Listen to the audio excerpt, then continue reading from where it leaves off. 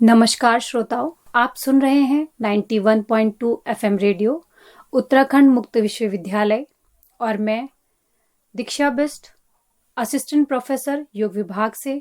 और मेरे साथ मेरी सहयोगी डॉक्टर नीता देवलिया। और आज हम जिस विषय पे यहाँ पे चर्चा करेंगे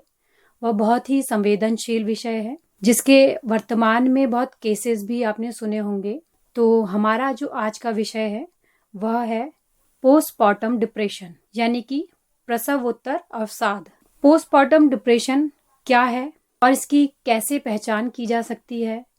इसके मेन लक्षण क्या क्या होते हैं, किन कारणों से ये होता है, और इस विषय में हम जानेंगे। इसके साथ ही साथ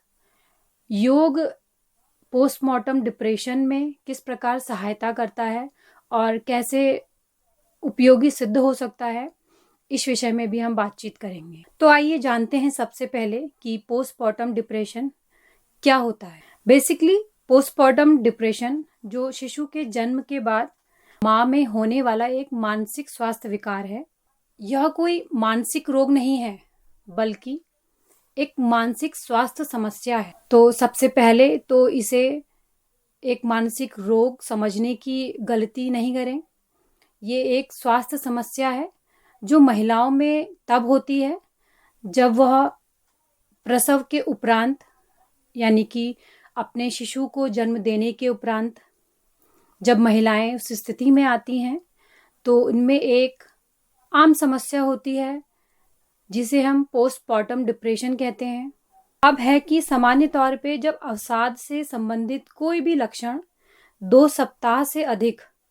या फिर उससे ज़्यादा अधिक समय तक बने रहते हैं, तब यह स्थिति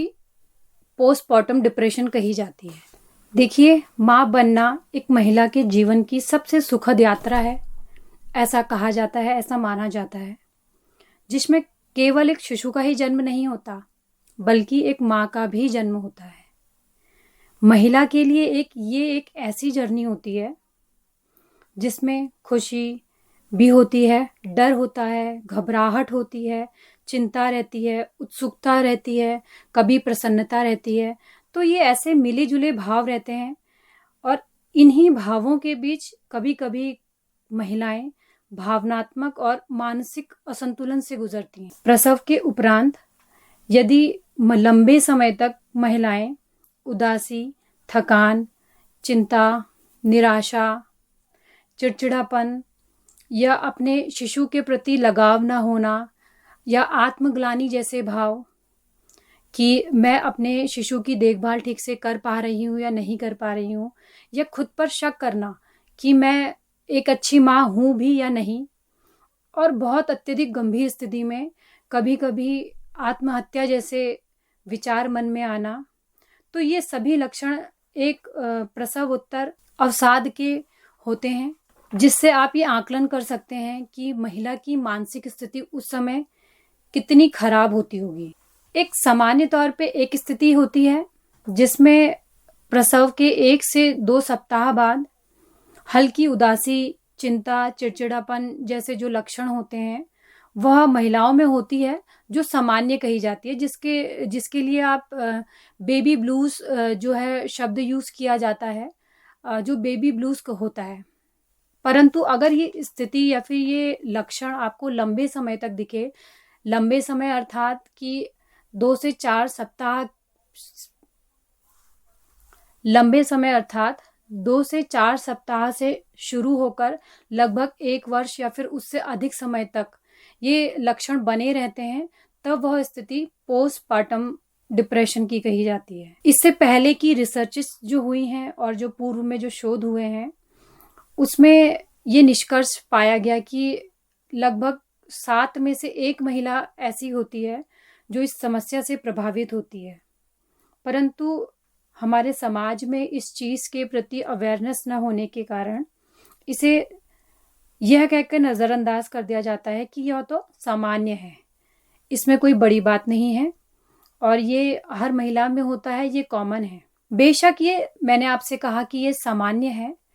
क्योंकि बेबी ब्लूज जो मैंने टर्म यूज किया, इस स्थिति में आप में ये समस्या या फिर ये लक्षण आपको दिखाई देते हैं, परंतु उसके 1 से 2 सप्ताह बाद वो स्वतः ही ठीक हो जाते हैं। तो यह स्थिति तो सामान्य हुई, परंतु जब ये लक्षण लंबे समय तक बने रहें और लगातार बने रहते हैं, तो ये स्थिति अत्यधिक गंभीर हो सकती है, जो न केवल माँ के लिए बल्कि शिशु के लिए भी गंभीर स्थिति है। तो अब बात करेंगे कि इसे पहचानेंगे कैसे। जैसे मैंने आपको बताया कि जो इसके लक्षण बताए, तो महिला में अगर ये लक्षण आपको 1 वर्ष तक दिखाई दें या फिर इससे अधिक समय तक दिखाई दें, तो आप समझ सकते हैं कि ये पोस्टपार्टम डिप्रेशन के लक्षण हैं। किन कारणों की वजह से ये होता है, अगर इस पे बात करें, तो इसका जो सबसे प्रमुख कारण है ये हार्मोन्स परिवर्तन मैं कहूँगी, क्योंकि जब महिला प्रेगनेंसी कंसीव करती है, तो आप सभी जानते हैं कि उस समय एक महिला के शरीर में बहुत से परिवर्तन होते हैं, वहीं वह बहुत से मानसिक परिवर्तनों से भी गुजरती है। हार्मोन्स डिसबैलेंस होते हैं, और यही स्थिति जब प्रसव के उपरांत स्थिति आती है, तो उसके शरीर में एस्ट्रोजन व प्रोजेस्टेरोन जैसे हार्मोन्स में तेजी से गिरावट होती है, जो प्रेगनेंसी कंसीव करते समय बहुत बढ़ जाते हैं। तभी आपने सुना भी होगा कि प्रेगनेंसी के समय महिलाओं के बहुत से मूड स्विंग्स होते हैं,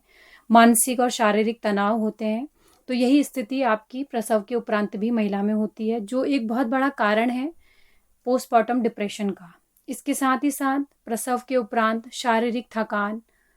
परिवार या फिर समाज के सहयोग की कमी, परिवार से सपोर्ट ना मिलना, जीवन साथी से सपोर्ट ना मिलना भी इसका एक कारण हो सकता है। और इसके साथ अनुवांशिक से मेरा मतलब है कि यदि महिला की कोई पास्ट हिस्ट्री रही हो,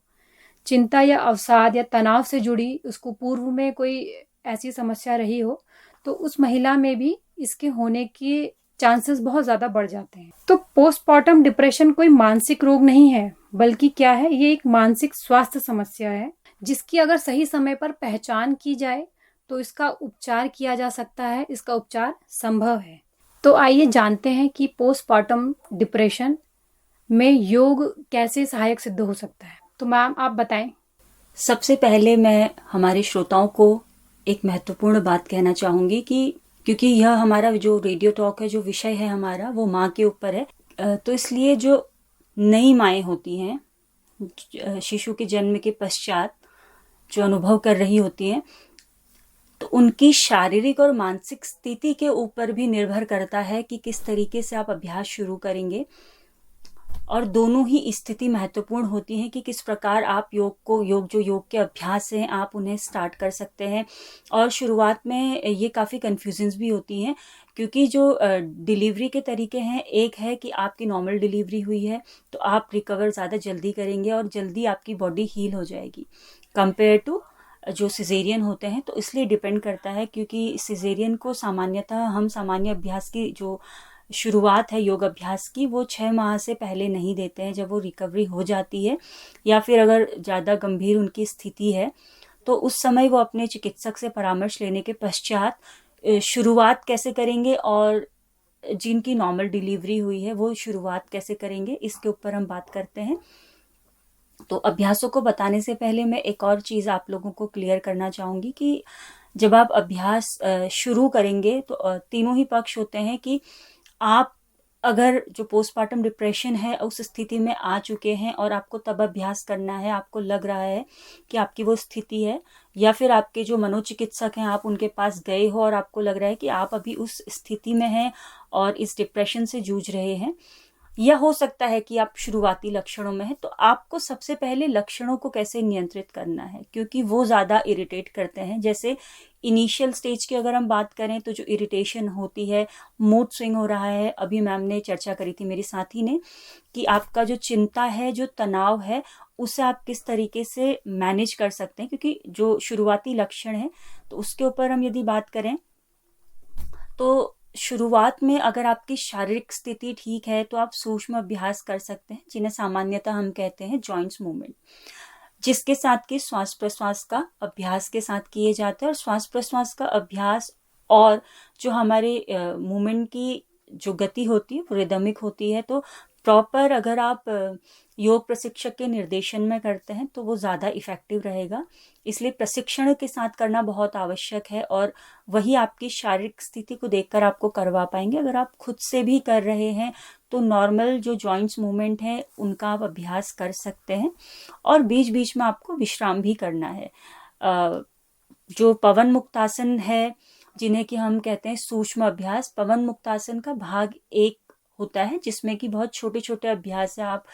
उस समूह के आसनों का अभ्यास कर सकते हैं। तो ये काफ़ी हेल्पफुल रहेंगे जब आपको फिजिकली वीकनेस फील होती है, तो एनर्जी के फ्लो को, ब्लड के फ्लो को बढ़ाता है। थोड़ा सा जो डाउन फील करती हैं मदर्स और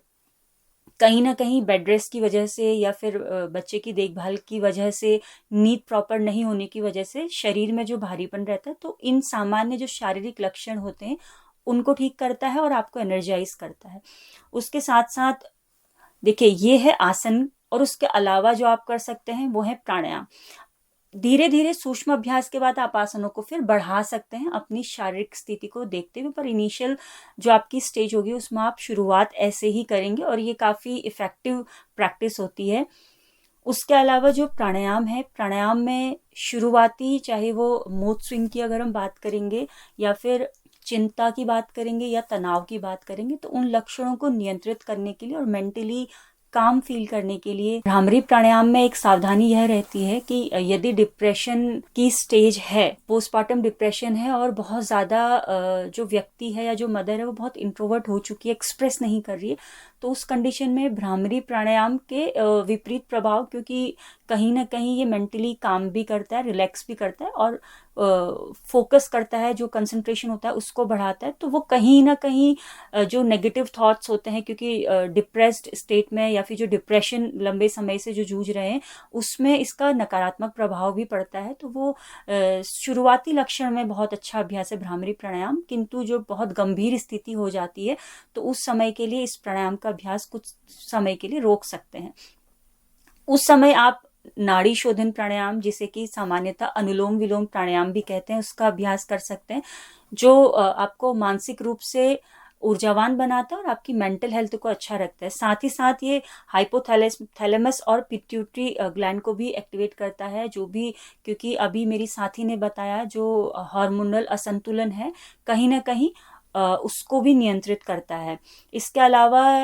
जो अन्य प्राणायाम है उसमें उज्जाई प्राणायाम का अभ्यास करवाया जा सकता है और आप उज्जाई प्राणायाम का अभ्यास, इसलिए मैं आपको सलाह दूंगी कि आप उसमें कर सकते हैं। वो आपको ध्यान देना होगा कि बहुत ज़्यादा आप अगर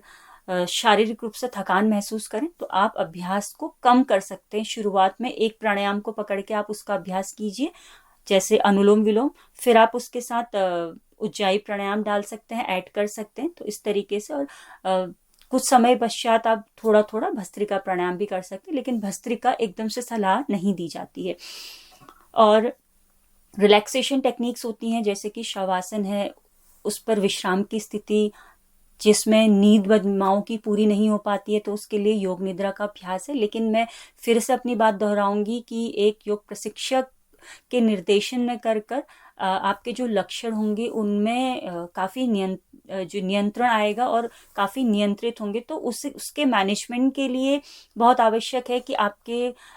जो सीखने के तरीके हैं उस पर भी ध्यान दिया जाए। तो वो एक योग प्रशिक्षक से आप सीख सकते हैं शुरुआत में। और इसके अलावा इन छोटे छोटे अभ्यास से आप अपने शारीरिक स्वास्थ्य, मानसिक स्वास्थ्य और भावना, जो आपका इमोशनल हेल्थ होती है, जो इमोशंस होते हैं उनकी जो अनियमितता है या फिर उनसे रिलेटेड जो प्रॉब्लम्स होती हैं, उसके लिए ये छोटे छोटे जो अभ्यास होते हैं उन माओं के लिए बहुत अच्छे हैं, जिनसे उनकी हेल्थ इफेक्ट होती है। उसके अलावा आप का जो फैमिली सपोर्ट है, जो फैमिली इन्वायरमेंट है, वो भी मैटर करता है, क्योंकि जो योग अभ्यास है वो एक स्वस्थ जीवन शैली आपको दे सकता है, कहीं ना कहीं आपकी